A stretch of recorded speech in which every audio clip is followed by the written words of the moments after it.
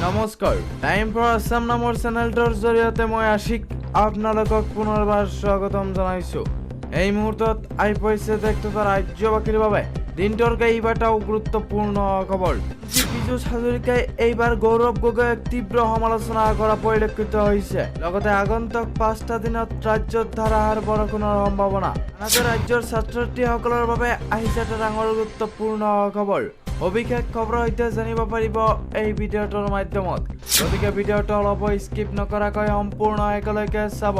আৰু যদি চেনেলটোত নতুনকৈ আহিছে তেন্তে চেনেলটো ছাবস্ক্ৰাইব কৰাৰ লগতে ভিডিঅ'টোত এটা লাইক কৰি দিব।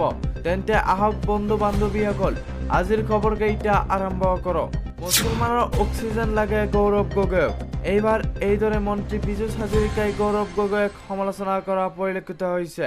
মুছলমানৰ পাম্প, মুছলমানৰ ইনচুলিন, ভিটামিন লাগে গৌৰৱ গগৈক। গৌৰৱ গগৈয়ে মুছলমানৰ অক্সিজেন বিচাৰি নগাঁৱলৈ আহিছে। নিজকে ডাঙৰ নেতা বুলি জাহিৰ কৰি ফুৰে গৌৰৱ গগৈয়ে। বিজেপিক নীতি বচন দিয়া গৌৰৱ গগৈয়ে নিজেই নীতি নামানে। গৌৰৱ গগৈয়ে আমাক জ্যেষ্ঠক সন্মান কৰিবলৈ শিকাইছে। নিজতকৈ জ্যেষ্ঠ প্ৰদ্যুৎ বৰদলৈক সন্মান কৰা নাই গৌৰৱ গগৈয়ে। প্ৰদ্যুৎ বৰদলৈৰ সমষ্টিৰ নগাঁৱলৈ আহি আমনি কৰিছে গৌৰৱ গগৈয়ে। জ্যেষ্ঠক সন্মান দি এইটোৱে কাম নকৰিব বুলি মই আশা ৰাখিছোঁ। অন্যথা কেইদিনমান পিছত এই যুদ্ধ আহিব ৰাইজৰ মাজলৈ। গৌৰৱ গগৈ যদি ডাঙৰ নেতা যিকোনো সমষ্টিৰ পৰা নিৰ্বাচন খেলক। গৌৰৱ গগৈক তীব্ৰ সমালোচনা মন্ত্ৰী বিজু হাজৰিকাৰ। লগতে ৰাজ্যৰ দ্বিতীয়টো গুৰুত্বপূৰ্ণ খবৰ। ৰাজ্যবাসীৰ বাবে আহিছে এটা ভয়ংকৰ খবৰ। আগন্তুক 5টা দিনত ৰাজ্যত ধাৰাসাৰ বৰষুণৰ সম্ভাৱনা। য'ত কেইবাখনো জিলাত জাৰি কৰা হৈছে অৰেঞ্জ আৰু য়েলো এলাৰ্ট। নামনি বৰাকৰ প্ৰায় সকলো জিলাতে বিজুলী ঢেৰেকনি সহ বৰষুণৰ সম্ভাৱনা। ঠায়ে ঠায়ে বজ্ৰপাতৰ আশংকা। চিৰাং, বাক্সা, ওদালগুৰি, কোকৰাঝাৰ, ধুবুৰী জিলাতো অৰেঞ্জ এলাৰ্ট জাৰি। ধেমাজি, তিনিচুকীয়া, ডিব্ৰুগড়, গোলাঘাট, কাৰ্বি আংলং, ডিমা হাছাও, কাছাৰত য়েলো এলাৰ্ট জাৰি। লগতে ৰাজ্যৰ ছাত্ৰ-ছাত্ৰীসকলৰ বাবে আহিছে এটা ডাঙৰ গুৰুত্বপূৰ্ণ খবৰ। বছৰত দুবাৰকৈ বৰ্ড পৰীক্ষা অধ্যয়ন কৰিব লাগিব 2টা ভাষা। একাদশ দ্বাদশ শ্ৰেণীত এলানি পৰিৱৰ্তন।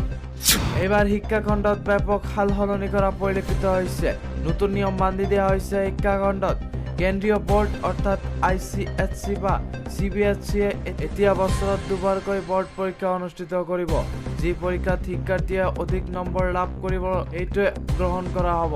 এতিয়াৰ পৰা একাদশ আৰু দ্বাদশ শ্ৰেণীত 2টা ভাষাৰ অধ্যয়ন কৰিব লাগিব।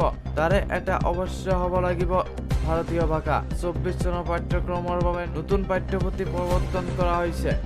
একাদশ আৰু দ্বাদশ শ্ৰেণীত বিষয় বাছনিৰ ক্ষেত্ৰত ছাত্ৰ-ছাত্ৰীসকলে কেৱল ষ্ট্ৰীমত সীমাবদ্ধ থাকিব নালাগে। তেওঁলোকে যিকোনো বিষয়ে বাছি ল'ব পাৰিব। বৰ্তমান সময়ত ছাত্ৰ-ছাত্ৰীসকলে মূলতঃ কলা শাখা আৰু বিজ্ঞান শাখাত অধ্যয়ন কৰিবলগীয়া হয়। যিকোনো শাখাতে কিছুমান বিশেষ বিষয়েহে ল'ব পৰা যায়। শ্ৰেণীকোঠাত কেৱল পাঠ্যপুথি পঢ়োৱাৰ ধাৰণাটো সলনি কৰিব লাগিব।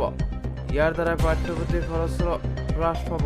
শিক্ষা মন্ত্ৰালয়ে উল্লেখ কৰা অনুসৰি বছৰত দুবাৰকৈ পৰীক্ষা অনুষ্ঠিত কৰা হৈছে যাতে ছাত্ৰ-ছাত্ৰীসকলে ভাল ফলাফল লাভ কৰিব পাৰে আৰু প্ৰস্তুতিৰ বাবে পৰ্যাপ্ত সময় পায়। এতিয়া ৰাজ্যত একাদশ আৰু দ্বাদশ শ্ৰেণীৰ পাঠ্যক্ৰমত কেনে পৰিৱৰ্তন কৰা হয় সেয়া হ'ব লক্ষণীয়। ৰাজ্যৰ শিক্ষানীতি অনুসৰি প্ৰস্তুত কৰা খচৰাত অসমীয়া ভাষাই কিমান গুৰুত্ব পাব সেয়াও অৱশ্য মন কৰিবলগীয়া বিষয়। লগতে ৰাজ্যৰ 11টা গুৰুত্বপূৰ্ণ খবৰ। ধেমাজি কাণ্ড সন্দৰ্ভত আপৰ প্ৰতিক্ৰিয়া। ধেমাজিত বোমা বিস্ফোৰণৰ কাণ্ডৰ সন্দৰ্ভত উচ্চ ন্যায়ালয়ে প্ৰদান কৰা ৰায়দান সম্পৰ্কে আম আদমী পাৰ্টীয়ে অসমে প্ৰতিক্ৰিয়া প্ৰকাশ কৰিছে। বৃহস্পতিবাৰে ন্যায়ালয়ে প্ৰদান কৰা ৰায়ৰ সম্পৰ্কে দলটোৱে এক বিজ্ঞপ্তিযোগে প্ৰতিক্ৰিয়া প্ৰকাশ কৰে। বিজ্ঞপ্তিটোত দলটোৱে উল্লেখ কৰে যে অসমৰ ইতিহাসত সংঘটিত হোৱা বিচ্ছিন্নতাবাদী অন্যতম ৰক্তাক্ত কৰ্ম আছিল 2004 চনৰ 15 আগষ্টত সংঘটিত হোৱা ধেমাজি বোমা বিস্ফোৰণৰ কাণ্ড, য'ত কণ কণ শিশুসহ 14গৰাকী কৰুণ মৃত্যুক আঁকোৱালি লৈছিল। কিন্তু আজি চৰকাৰে নথিপত্ৰ আদালতত দিব নোৱাৰাৰ বাবে বিস্ফোৰণ কাণ্ডৰ সকলো অভিযুক্তক তেওঁলোকৰ বিৰুদ্ধে থকা সকলো অভিযোগৰ পৰা দোষমুক্ত কৰে। এই ক্ষেত্ৰত আম আদমী পাৰ্টীয়ে প্ৰতিক্ৰিয়া প্ৰকাশ কৰি কয় যে 2004 চনৰ এই নাৰকীয় ঘটনাৰ লগত জড়িত অভিযুক্ত কেইজন যদি দোষমুক্ত হয় তেন্তে প্ৰকৃত দোষী কোন বুলি প্ৰশ্ন কৰে। লগতে কণমানি শিশুকেইটিৰ প্ৰাণ কাঢ়ি নিলে কোনে বুলি উল্লেখ কৰে। এয়া হয় চৰকাৰী অভিবক্তা আদালতত প্ৰমাণ কৰিব নোৱাৰাৰ বাবে আজিও 2004 চনৰ ধেমাজিৰ বোমা বিস্ফোৰণৰ দোষী মুকলি আকাশৰ তলত গুলী বিস্ফোৰণৰ মন্তব্য কৰে। দলটোৱে 19 বছৰৰ পুৰণি এই কাণ্ডৰ প্ৰকৃত দোষীক চিনাক্ত কৰাত ব্যৰ্থ হোৱাৰ বাবে গৃহ বিভাগ আৰু চৰকাৰৰ জবাবদিহি বুলি উল্লেখ কৰে। দুৰ্ভগীয়া পৰিয়ালকেইটা ন্যায় পোৱাৰ পৰা বঞ্চিত হ'ল। ইয়াৰ পূৰ্বে উপযুক্ত প্ৰমাণ নথকাৰ বাবে উত্তৰ কাছাৰৰ পাৰ্বত্য জিলাৰ 1000 কোটি টকাৰ কেলেংকাৰীৰ অভিযুক্ত আটাইকেইজন ব্যক্তিক গুৱাহাটী উচ্চ ন্যায়ালয়ে মুকলি কৰি দিয়ে বুলি বিজ্ঞপ্তিত উল্লেখ কৰে।